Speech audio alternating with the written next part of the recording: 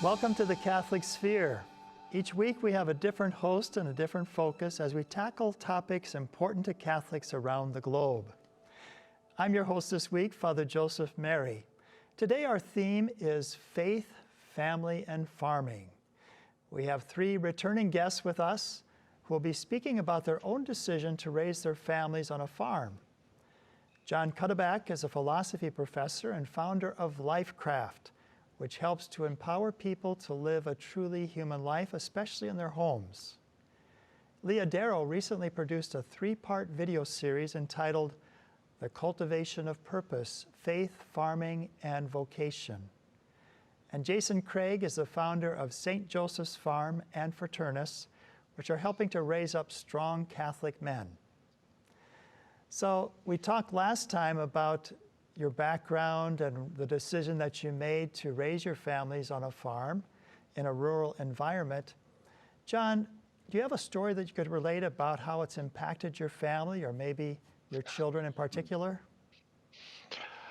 Frankly, Father, I've got a lot of stories. And the first one that jumped to mind when you said that was one where I had the opportunity to teach the children about the birds and the bees. But I'm going to actually skip that one and tell you about one after we were castrating a pig with my probably 11-year-old son. When we were walking back, it had been a particularly tough one, and it makes him struggle physically. It's a great, but there's nothing that a young boy loves to do than show that he's got the strength of a young man, and it just makes him feel so important. And we're walking back to the house, and it was kind of in silence, and he just turned to me and he said, "Daddy, I love working with you." And I can barely think of that story without tears coming to my eyes, for that was my dream. That was my hope. That was for me the point. It was to have a context, to have that kind of relationship with the children. And, all of us here have some experience with pigs, and we love to talk about pigs. We certainly did in the last episode. Another quick one. I know if you ask my children one of the most formative things that they remember in their childhood, it's going to be pig slaughters.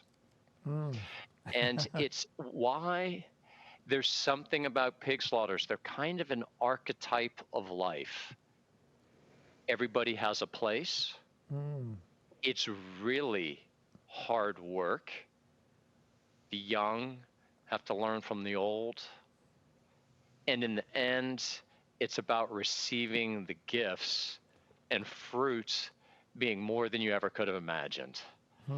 And I'm just so grateful that they have that very tangible, memorable thing. And they might not do it themselves again one day, but I know it's given them a taste of certain richer things that they'll take with them wherever they go and whatever their vocation is.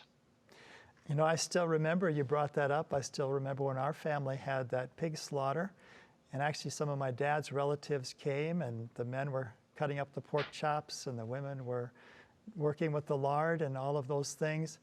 But it's a memory that has always remained with me, just how it really tied the whole family unit together. Leah, talk about your own experience and maybe a story with your own family and your children.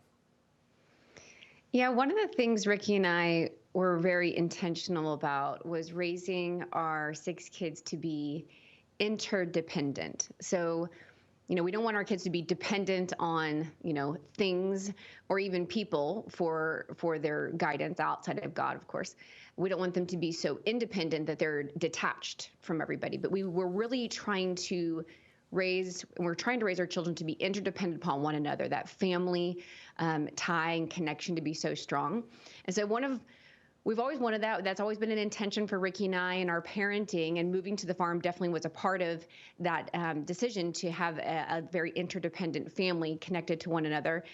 And so one of the ways that I saw that play out in a very natural state was I was finishing up dinner going outside, trying to find the kids. And we live on 80 acres. So it's like a hunt for my kids every day. I have to really look for them.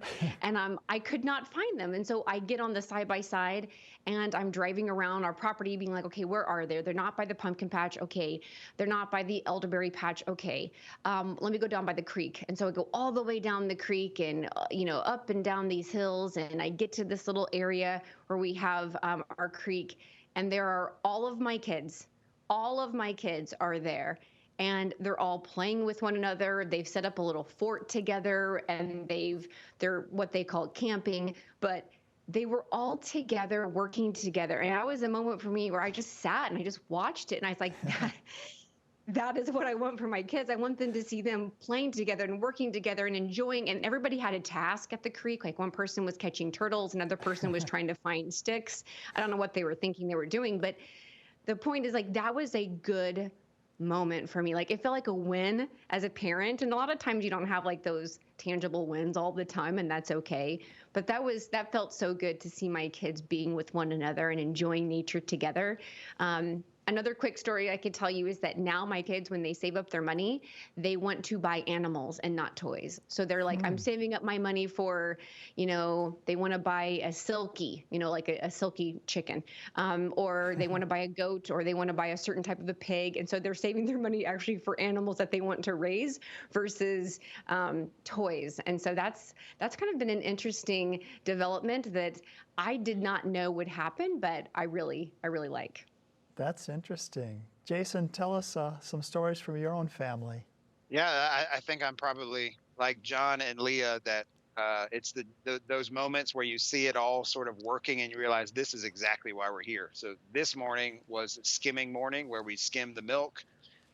We have a large vat where it's cooling and the cream rises to the top, and we skim that off for butter and ghee mostly. And then the skim milk goes for pigs and kinds of cheeses and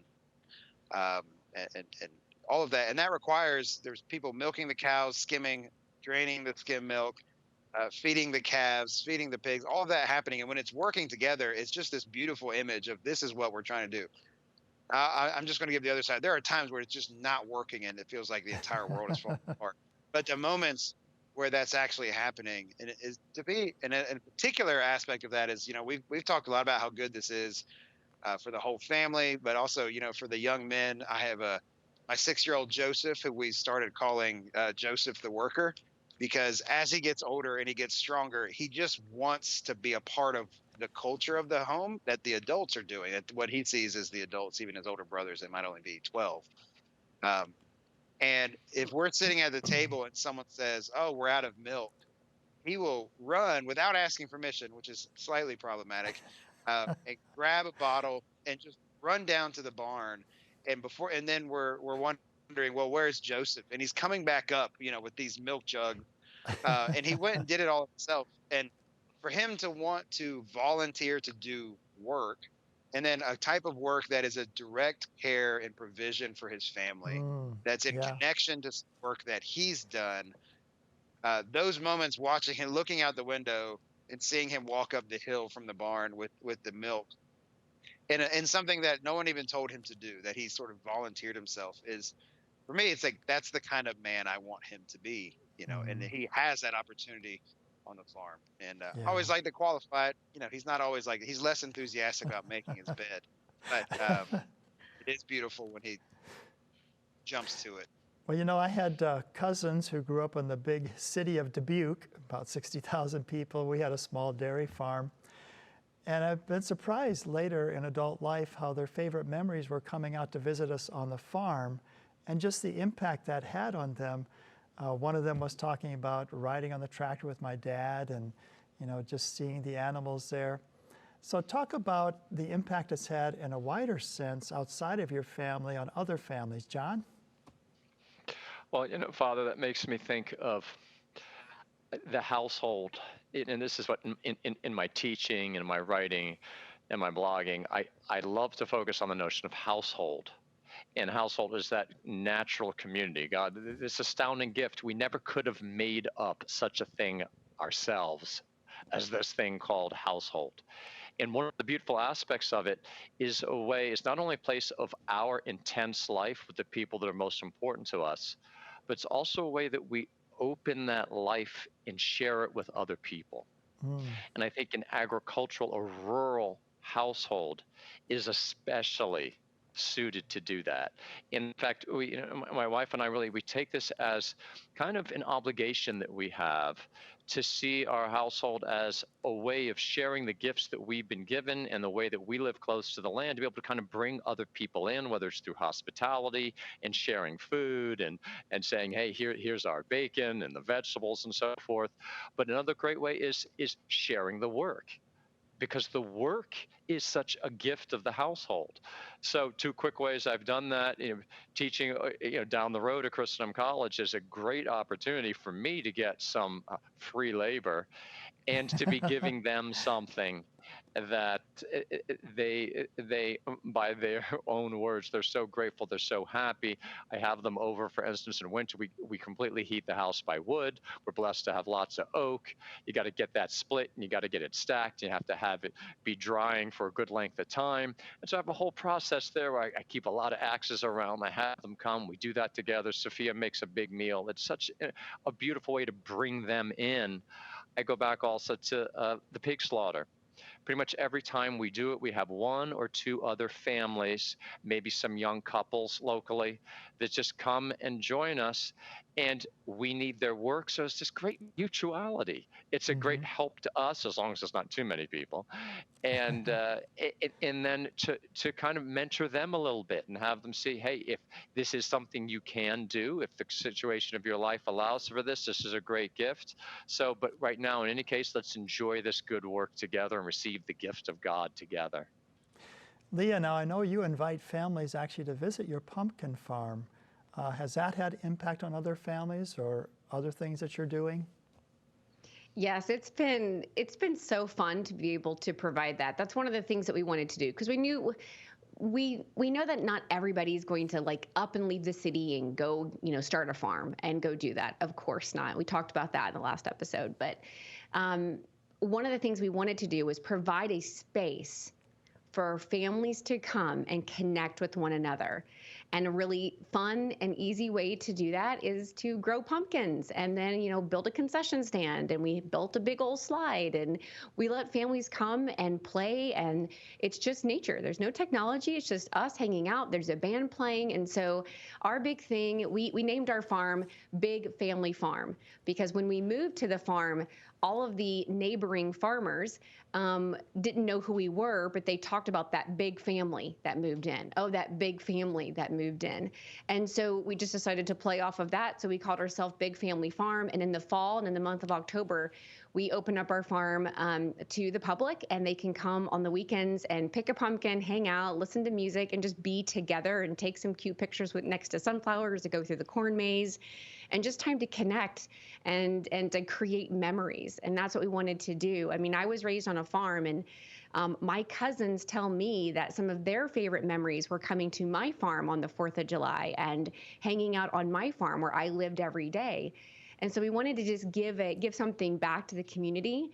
And since then, there's actually been a couple families from St. Louis who have made the leap like us, and they've actually come out to southern Missouri, and they have purchased their own farms and their own lands and are kind of doing something very similar. And even though other people can't do that, we have found that many people are traveling surprisingly great distances to come out to our farm to just hang out with a lot of kids and a lot of dogs and a lot of farm animals and just have some fun and listen to some music and eat a hot dog and some caramel apples.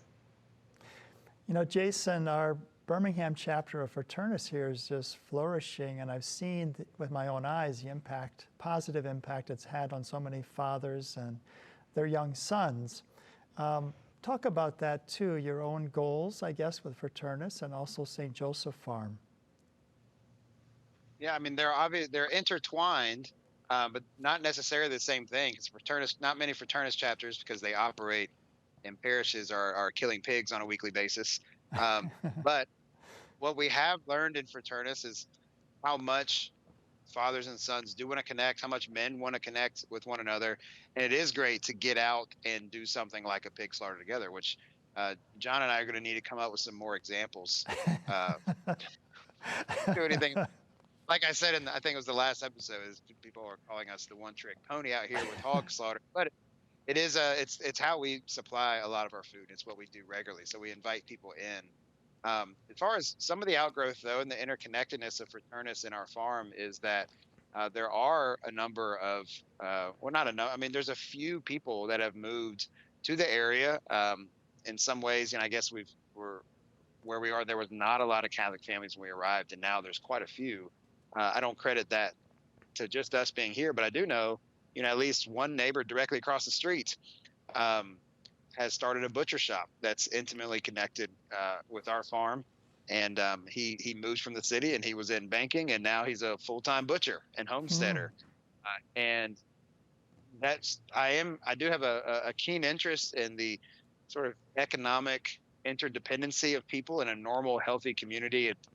We speak often of intentional community because the way we live, oftentimes, if we're not intentional, we won't have community.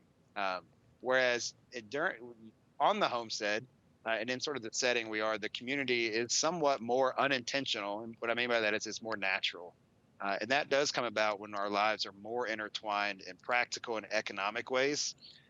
So there are a number just in the network of Fraternus, especially through the Sword and Spade magazine that we publish, and just the communities that really we just have a connection through Fraternus. There are a lot of families that are trying to find ways to be interconnected in more than just voluntary, intentional ways, but in very practical, help, and even economic ways. John, I've heard you use the phrase intentional living, and Jason was just using that phrase, intentional, speaking about intentionality.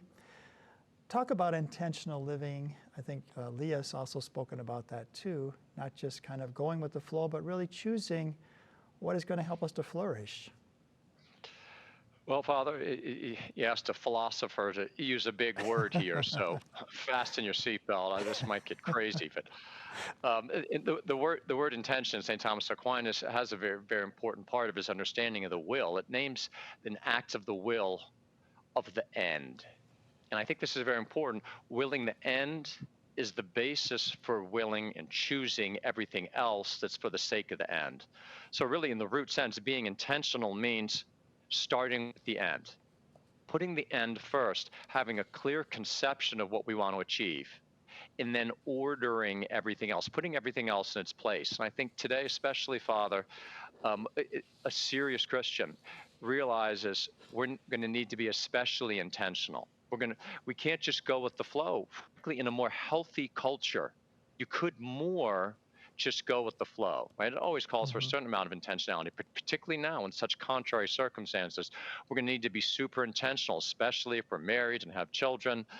And any of us, we have a household, being intentional in arranging it for the sake of the good.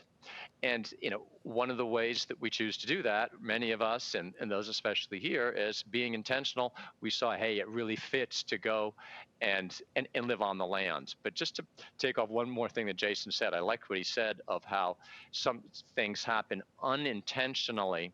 How about if we put it this way? The more we succeed in setting up things intentionally, good things can happen unintentionally.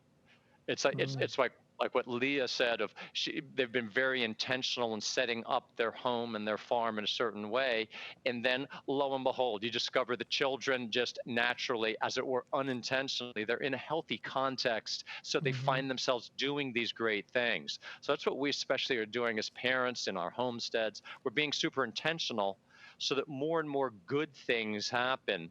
Like get rid of the technology, then unintentionally people find themselves sitting around the fire or playing in the garden, etc.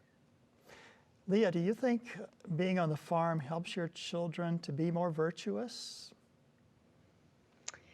Well, it definitely gives them a lot more opportunity to it. I'll put it that way. I'm not sure if they achieve it or if I achieve it every single day. There's a lot of failures there.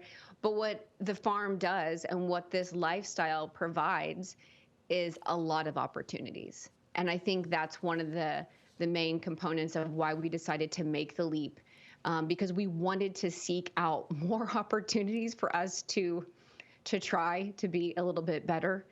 and in a way that had less distraction for us. And so for us, this fit. This fit for us and where God was calling us in this particular way. So our kids have a lot of opportunities. They have a lot of opportunities to excel at virtue, and they have a lot of opportunities to fail, just like me and Ricky, as their parents do every day. But that's one of the things that I do love about the farm. And I do love about the life that we are living right now, where God has called us, is that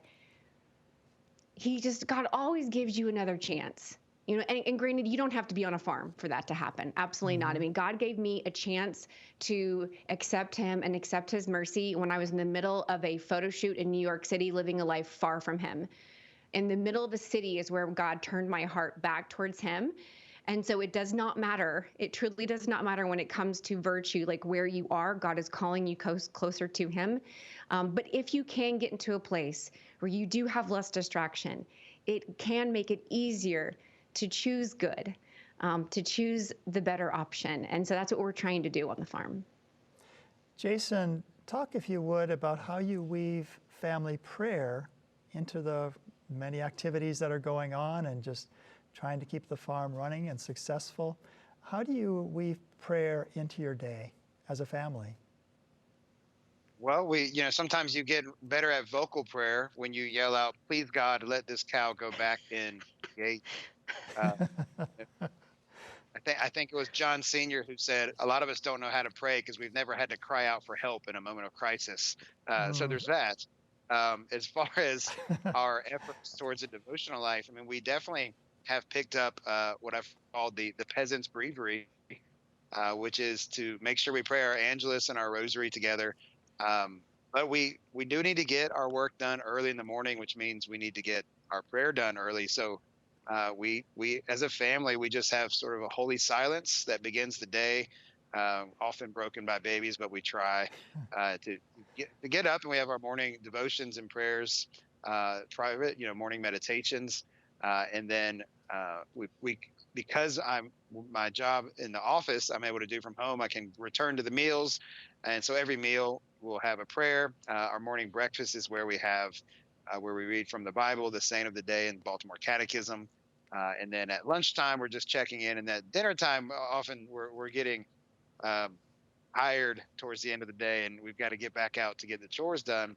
Mm-hmm. But then returning back for the evening rosary, that's simple rhythm day in and day out has been really fruitful. And I had one of my sons the other day just said, the Angelus, you think it's getting rote. Not that rote is bad, but rote in a way that it is bad. But he just said, I love that prayer. I'm so happy we pray that every day. Mm-hmm. To do that, really the homestead is about eating primarily. All the work we're doing, it's sort of pointing towards the table.